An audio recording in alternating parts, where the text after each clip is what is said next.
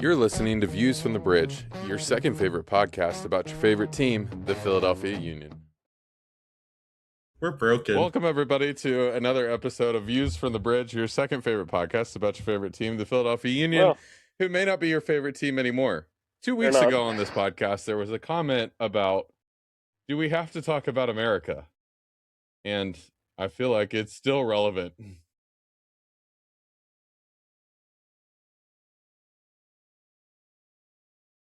Chuck, Evan, Paul, how are we tonight? Well, I can't do the thing that I did before we started rolling. So I'm just going to say, ironically, Philadelphia Union 2-1, New York Red Bull 2-1, 4-3 on penalties was the best thing I watched this weekend. And in that game, Philadelphia Union 2 had one shot, and it was a goal. Hey, that's just called clinical finishing. And Skippy. But we don't do that here at the... Chuck, the only thing clinical that's happening around this team is my depression existing more because they can't play. Oof. Yeah. Chuck, how are you tonight? I'm getting by, and at least since we don't have Union soccer this weekend, instead I get to dread traveling to the airport. There you go. Oh yeah, another great place. Yeah, it's gotta be something when things we don't want to, where places we don't want to be, and things we don't want to talk about. Absolutely. Paul, how are you doing tonight? I'm okay. A little peek inward here. So I have this on my hand for visual audio people. I have a brace on my hand. You're probably asking how I did this. I would love to have a cool story or anything. But I just slept on it wrong last night. Between midnight and 5:30 a.m., I slept on it wrong, and now I have a sprained wrist, legitimately sprained. I have to wear this for weeks. So yes, my body's falling apart, and it is reminiscent of what the Philadelphia Union seems to be in my soul.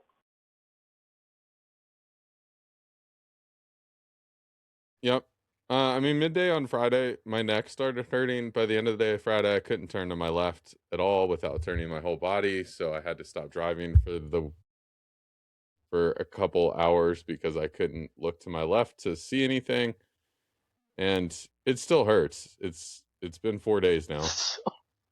That's not good.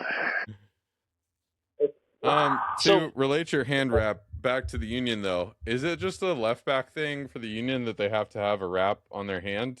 Because I noticed that Ndinga came on the field on Wednesday or whenever that was and had a wrap on his hand, and I feel like, Kai's constant wrap on his wrist.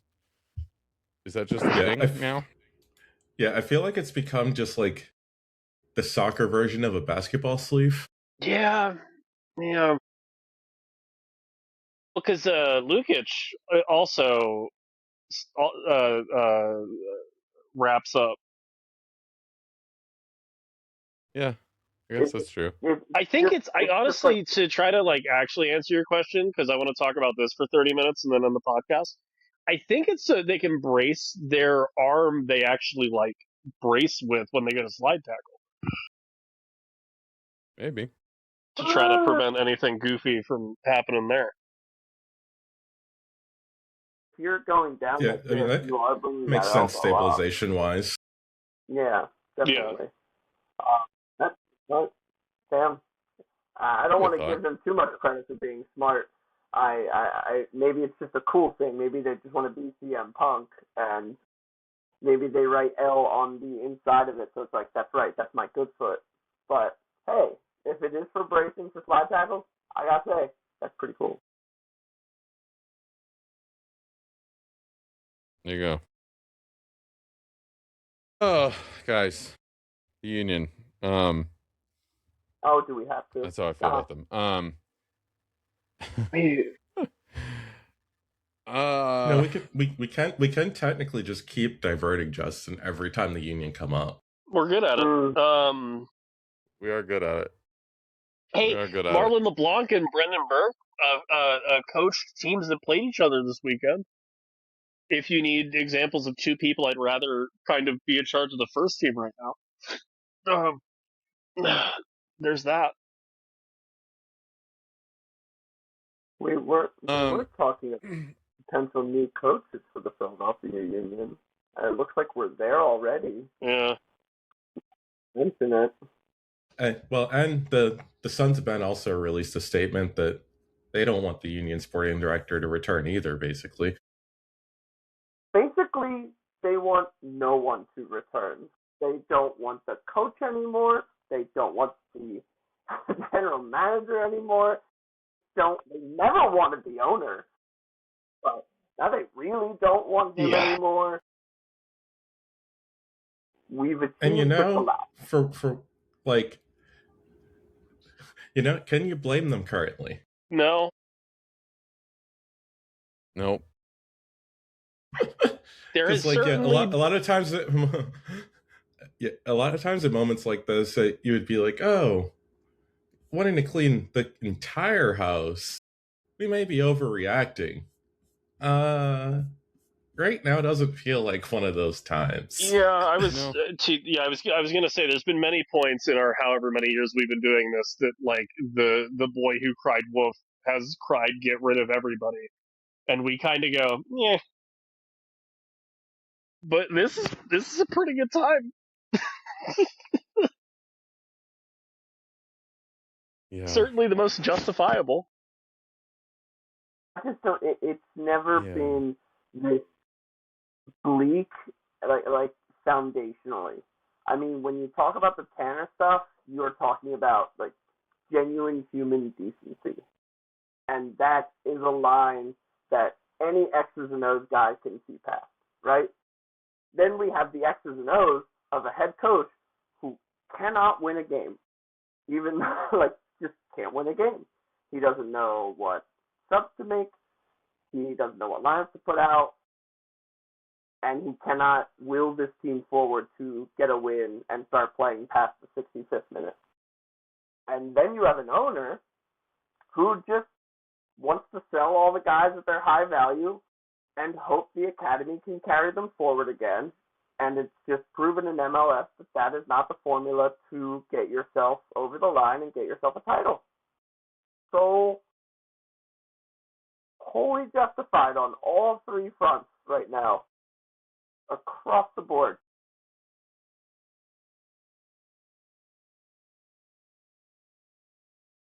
That felt good. That felt like a cigarette. I go. All right, so I want to be positive for 5 seconds before I dip back into all the negative things that could be experienced with this team. The first 65 minutes against America were pretty good, actually. And then, to your point, Paul, the subs started happening and everything fell off at that point because they made all the wrong subs. Yeah, overall, and this really just, speaks to how bad things have gotten, because both of the America games were an improvement over how they had been playing in MLS. And I mean, yes, theoretically, and I think the first 25 of those 65 minutes, the Union very easily could have been behind like 2 goals or so, but they did fight back, and actually, like, Calvin Sullivan especially took like a huge step forward during these games, being able to, ride out adult opposition in Mexico, which most MLS players can't do. And then when the Union should be pushing to tie the game, just, the wrong tinkers were made, and that didn't happen. Yeah, I mean, they pulled off what was the best player on the field. to put on not the best player on the field. Sorry, was the teenager tired? Well, and then Was he tired? to also this backhanded positive, which is I think the best I'm going to do this week. Like in the Chicago game, we talked about it last episode, where it was who are the guys on this team that are going to get after it and have that passion, and why is it our 18-year-olds? He always looks up for it. And then at some point during this, was it the second half or like the late first half, where Cavan just bodies, Chicago's South African national team center back for nothing. And it's like, yeah. And honestly, that happened, and I went, oh, there it is. It's a turning point, because we're going to play with a little bit of an edge at home, and we can get a point here. Nope, just kidding. Our midfield hasn't looked that bad in years. And I know, I think Danny Higginbotham, who is somehow a sleeper agent for our team sometimes on these MLS broadcasts, God love him. No, and I mean, it's not a dig, but I think he still knows more about the Union than most of the other people in Apple TV's MLS employ. But they made the point multiple times throughout the broadcast, and it's true. I'll give it to the Union. I don't think we've had a full week of practice this season, and like, No, not at all. you can tell, because the problem with bringing in a lot of these guys as late as you brought them in, and then introducing them to Bradley Cardell's system, is it's all cardio, babes. And like, you can't just develop conditioning like that in 2 weeks. And so I think what screwed him over in St. Louis, and talking to friend of the show, dear friend of all of us, I think personally, Phil Grooms, who saw Bradley Cardell's St. Louis run very closely, it falls off because you have to bring in new pieces, and those guys don't want to run 90 minutes right off the plane. But that's what you're trying to make everybody do, and it just doesn't work. And then you couple that with, like, for as much as a holding forward as Bruno Damiani is, he couldn't hold a toothpick with that kind of service. It's insane. It's awful. And I don't know if a week of practice is going to make that much better, but it can't hurt, right? So, like, it's a blessing that we're not playing this week in many ways. But if it doesn't look any better than that after we've had a full week of practice, I'm calling a couple people and asking them if they want to coach the Union if we get rid of the sporting director.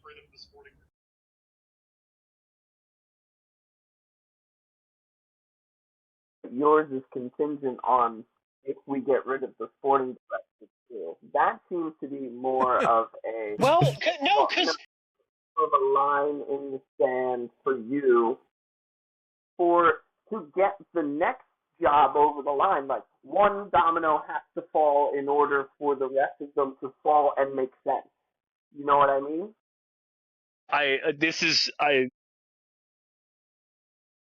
The best free agent coach right now is a black dude. And not even to, like, be funny about it, if I'm Wilfred Nazi, I'm not working for Ernst Tanner. No, absolutely not.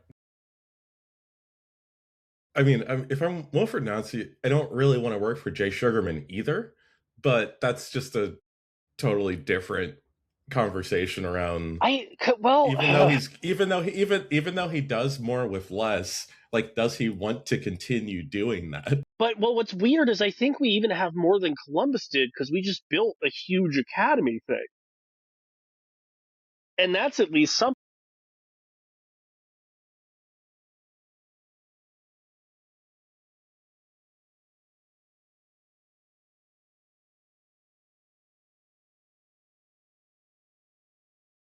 Yeah, no, I mean that's totally fair. But yeah, it is a So weird scenario of what do you do when you inevitably have to get rid of Carnell?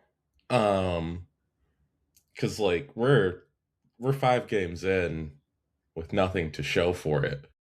And like I talk about early season MLS not mattering a lot because it doesn't, but when you're not even getting points out of those games, that does matter. And like just everyone, for good reason, is dunking on this team left and right, both on and off the field. And that's going to continue to snowball until something changes. And we had a discussion already previously about like when will this team pick up their first win? And I think basically we kind of came to the consensus that like if it wasn't Atlanta or Chicago, it might be a while. Charlotte, not happening. All right, not happening. Montreal would be after that one. Maybe you catch them on an off day, right? Maybe.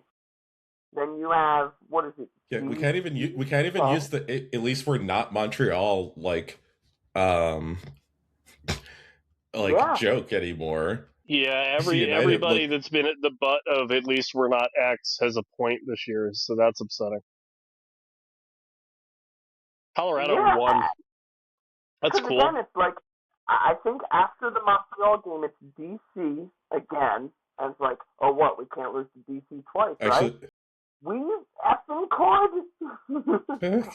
I'll do it. And then we have there's one game in between, and then Columbus. Columbus, who is second to last place in the MLS right now. That's it, guys. That's the bar. The game.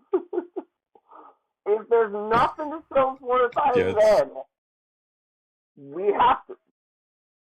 Something needs to be done.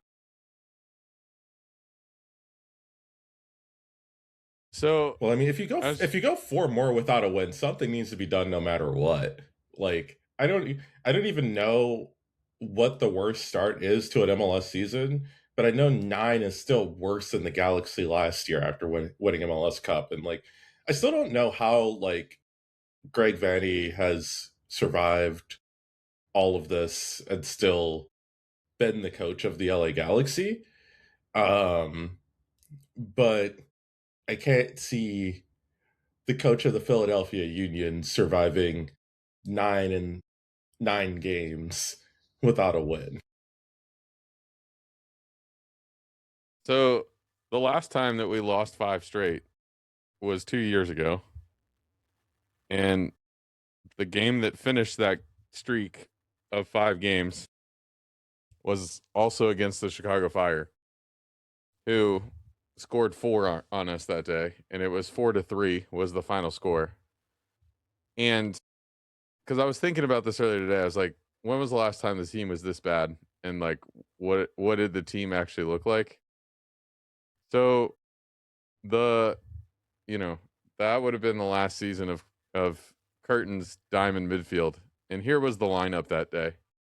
The lineup that day was Oliver Semle in goal, with a back line of Wagner, Elliott, Glesnes, Harriel, which to that point you go, okay, we got our backup keeper in, but we got our starting back line in.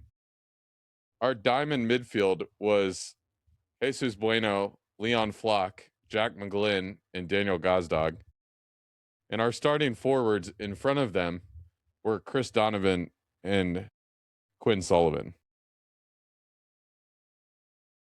This team is better than that team, right? Louisville City legend Chris Donovan. I think so.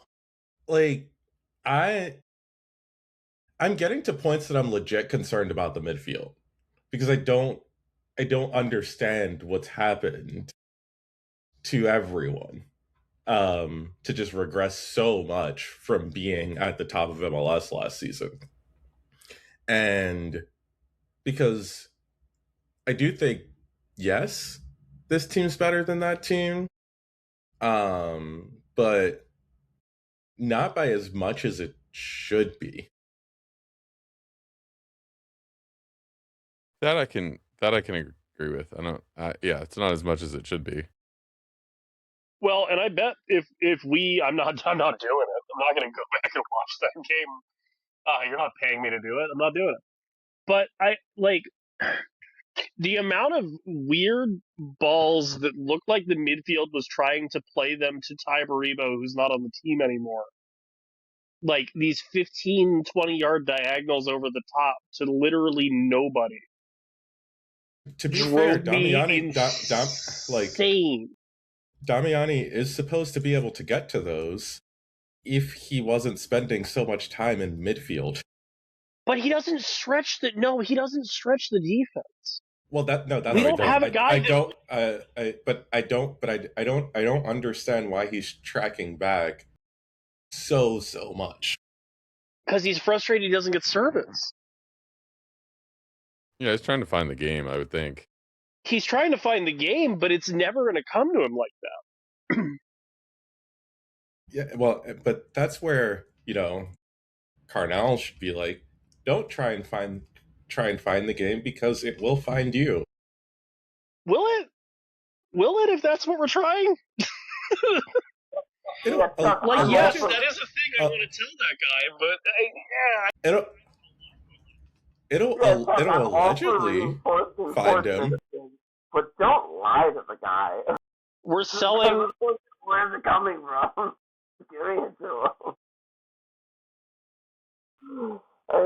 I mean, it's spade to spade. I'm sure these guys know this in the locker room right now that maybe he's not supposed to be that guy. Maybe Alada is supposed to be that guy. We just haven't gotten to see it yet because we don't know what our biggest signing of all time is to adjust to Major League Soccer.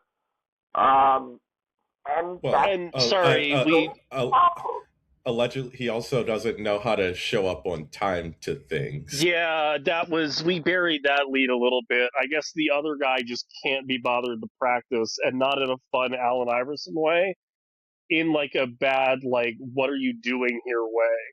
It would be nice if we vetted you for character, but, we don't have a leg to stand on when it comes to that, so who fucking cares? We have a practice. Poor Kevin. Not a game. So how far do you think you have to go down the MLS expected assist rankings for everyone in the league before you see a Union player? Wow. I love this game. 37. Okay, yeah, wait, like, this is individual people, and this is like a number between 1 and like... So, well, it's not 1. Sorry, between like 20 and 80? Well, yeah. I'm going to say no Union player even has a cumulative expected assist number higher than 1.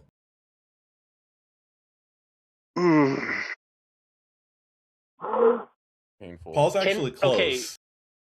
Okay. With 38. Who is it?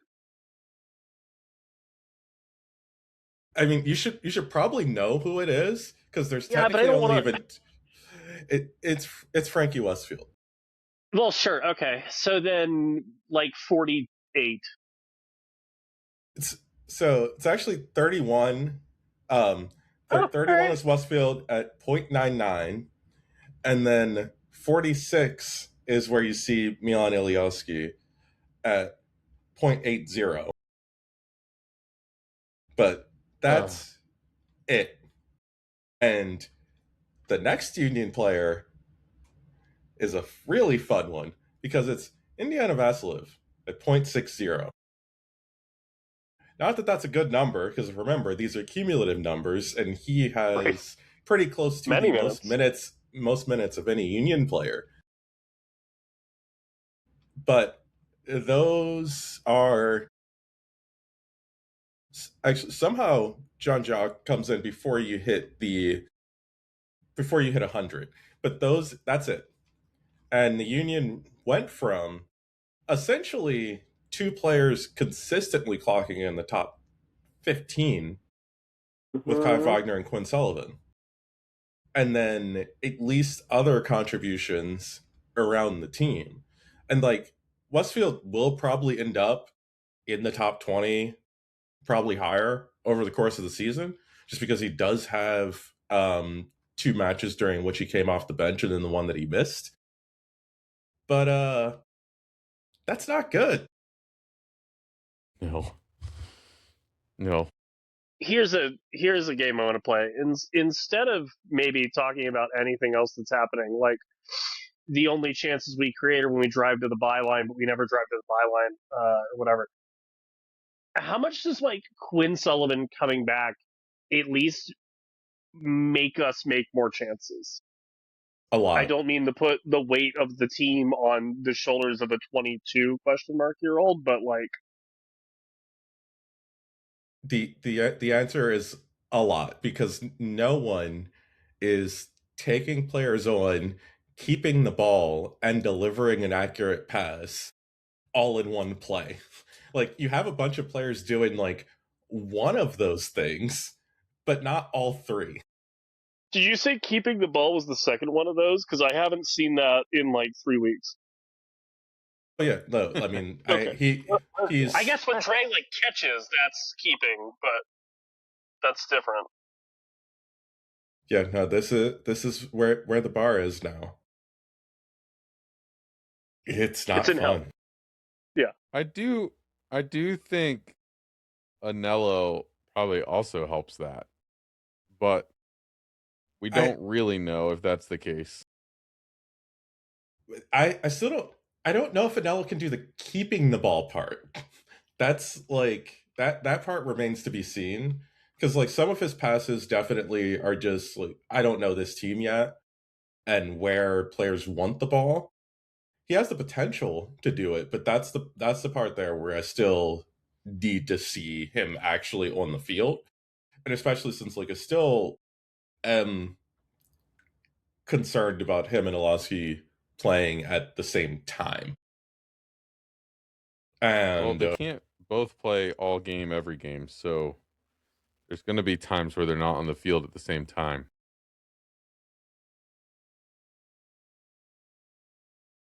And also, we're kind of seeing that like Olowski shouldn't be your best attacker.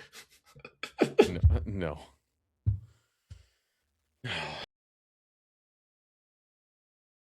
But this is the problem when you sign pretty important striker and see collectively what 1.5 games out of him. The and problem, really, if we're counting Trinidad in those 1.5 games, then like half a game out of him. The problem for me in all of this is you look at this team this year and it's like the defense hasn't quite figured it out, which I don't actually blame them all that much, because they haven't played together yet more than a game in a row or 2 games in a row. So it's like you can't develop chemistry when the partnerships are always different there.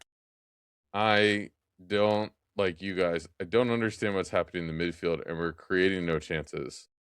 So essentially, we're back to the days of Andre Blake gaining us points by not giving up goals, which hasn't happened yet.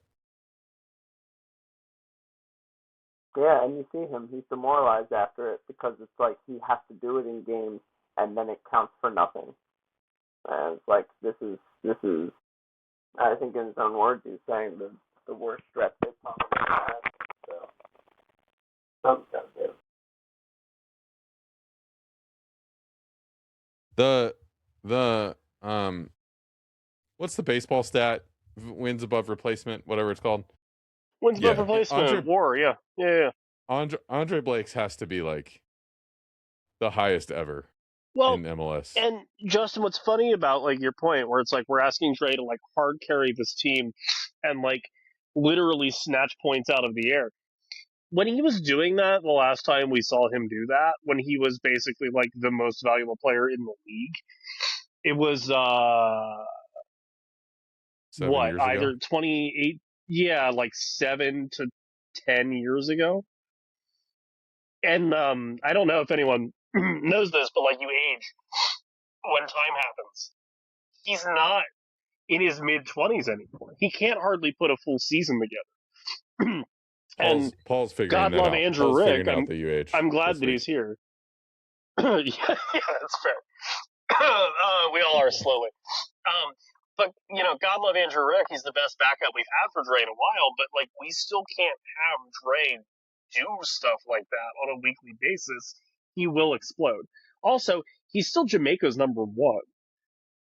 So like, Yeah, which he has a very stressful international break coming up, considering that's not he going to be still a has fun to slate of pull- games for him. Yeah, he still has to pull Jamaica to the World Cup. Yeah, or something. But yeah, when you can define your midfield passing at best as, you remember when we first started watching like Andrew Rick in earnest because he was going to be the number 2 behind Andre, and when he was with the second team, he'd hit those really quick passes like 50 yards just straight down the middle of the field. That's what our Don't really midfield's remember that. doing. Yeah. That's fair. The silence was great there. Thanks, guys. Anyway, go watch the Union 2 from last year if you want to get that reference. If you don't, then I'll just keep talking. Your midfield hitting balls like 30 yards in the direction of someone maybe in the jersey that they're wearing, like, is not helping. No one's there. No, literally. No one's there.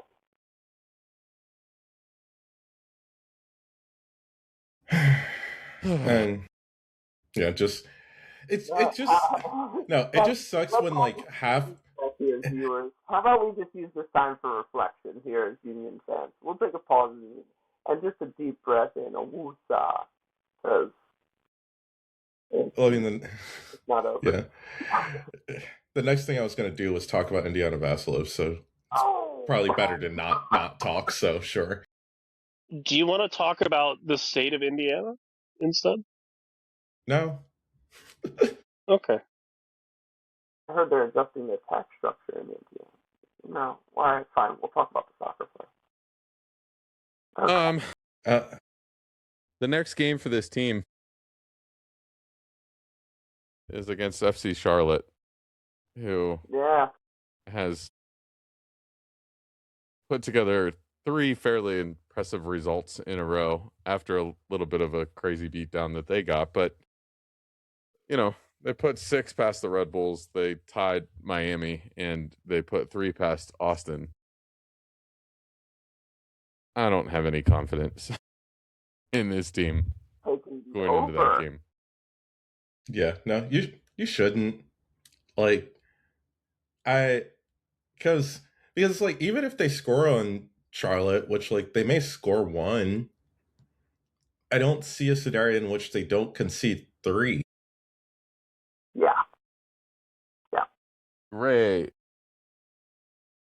Look, guys. I mean, here's the thing, right?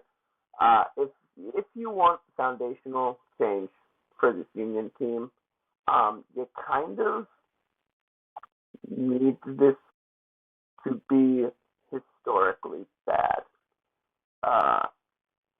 So don't get too down on some losses here if you're hoping that the results of it is maybe like big changes come and maybe there's a whole culture shift within the Union. Maybe it's just a bright side to this stretch of games that we might have where you might not see a win for a while, but maybe something good can come of it. I don't know. Also don't hold your breath. No, I'm not. I'm just glad that we're on track for the number 1 pick in the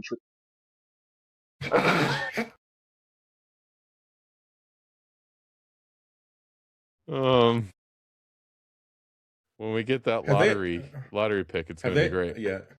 Let's say, have they already gotten rid of the number 1 pick for this draft? like as a league or the team?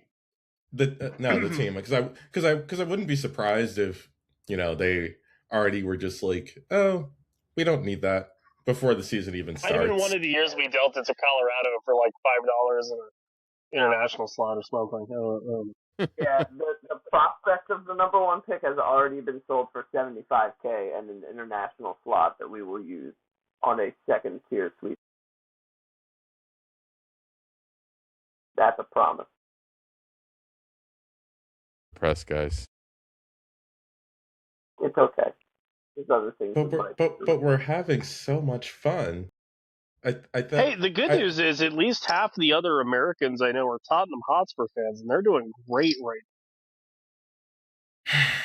Chuck, I'm so sorry. That was harsh. Chuck, I'm not sorry. I love sports. It's another team you like that sells all their best players. Sports brings so much joy to your life. We always talk about how it's really admirable that Chuck's like the only one of us getting paid to do this for a living. I think we figured I can separate myself from work and sports. He's got a fucking deal. Hey, Chuck, why don't you do 1,500 words on Tottenham? I'd rather die. And it's like, well, Well, it was actually great on Sunday, since I was off, that I could just mute the work Slack when it all became about the Tottenham Forest result. Evan, no irony here at all. The first round pick in the 2027 draft for the Philadelphia Union belongs to the Colorado Rapids. Listen, there's not any irony to that, because I know what we do. I know who wants those picks. And oh God, was that this year or was this like 5 years ago? It was probably this year. No. It's been a couple of years, because this trade included the 2025 first round pick, the 2026 first, second, and third round picks, and the 2027 first, second, and third round picks. Amazing. Amazing. And also, speaking of the Colorado Rapids, Paxton Ernst scored an MLS this weekend. Not for the Philadelphia Union. But it counts. I don't know, guys. This might be a long season of very repetitive podcasts. Get ready for that. Who do we root for? We need to start giving people alternative options. Hey, you give us ideas. We're flexible. I'll talk about anything. I don't know anything about stuff, but I mean, do we go with right now it's the player that we could use the most that isn't here but is doing things in MLS, and that's David Vasquez in San Diego. Oh, yeah. I do think Jack McLean would still throw off the balance of this team enough that he would actually make the defensive issues worse. We know what Jack McLean can do, and this team has just decided that they are not going to go in a direction that maximizes what he does well. David Vasquez could absolutely be the second forward for this team right now and have the most goals on the team, and it's not close. Well, it's also not hard. Yes, I mean, it is a low bar, but still. Points. I think I'm done. I think I'm done talking about this for now. Great. I like that. I like that a lot. I like that idea. That's what we think. Let us go ahead, John. On the bright side, you don't have to hear from us for more than a week. Yes, that's true. We'll maybe talk to you in 2 weeks if we feel like it. But probably not. Anyway, here it is. We're finally calling it. Let us know what you think. You can find us at VFTB Pod wherever you find your podcasts, wherever you find your social media sites, and we'll be back sometime with more Union content.